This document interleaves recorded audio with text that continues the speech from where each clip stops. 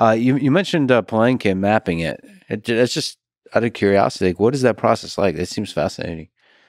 Oh, it was a great adventure. I loved it, but it was difficult. I woke up every morning thinking I will be hurt today somehow. I don't know how. I don't know how badly, where on my body it will occur, but it's going to happen because it was the jungle. So in the jungle, what's the process like? Like what do you have to do to map it? Well, it was tricky too because it was also a national forest. So the forestry department didn't want us to cut down anything more than we had to. So we basically just cut tunnels through the foliage, and we'd map everything twice. The first thing we'd do is I'd go in, find a building, draw it on a piece of graph paper, and I'd say, like, you guys go north, you guys go east, west, find other buildings. And when you find them, pace back to this one.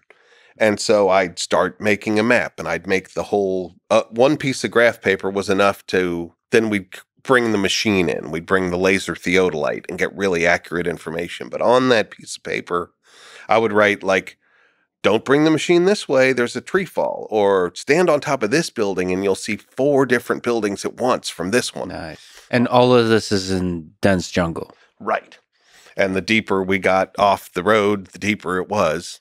Sometimes it would clear out, but certain places, if it was low, it would be such thick vegetation, and it would grow back so fast. Sometimes we would cut just tunnels through tall grass, and we'd come back like 5 days later, and they were gone. Yeah. Like we couldn't even find where our trails were. It would grow back that fast.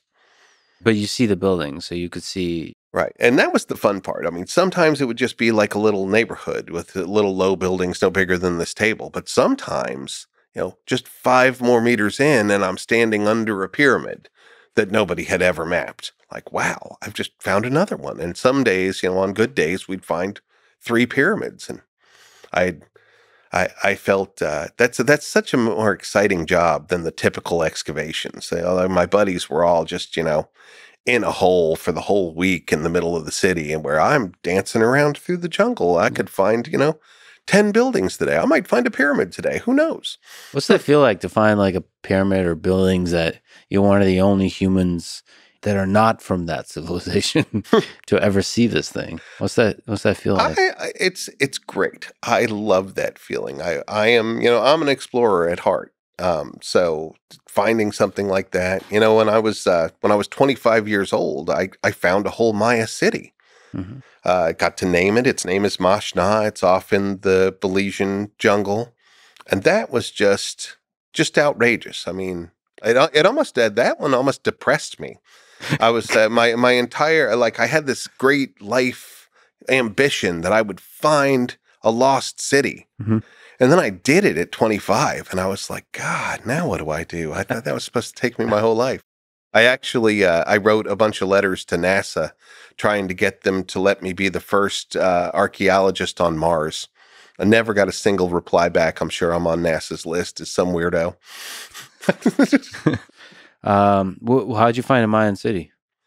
I used a topography map of the area, and I played the game. If I was a Maya, where would my favorite place to live in this big area be? I looked for the biggest mountain, because they call all of their pyramids Tun Wheat Stone Mountains.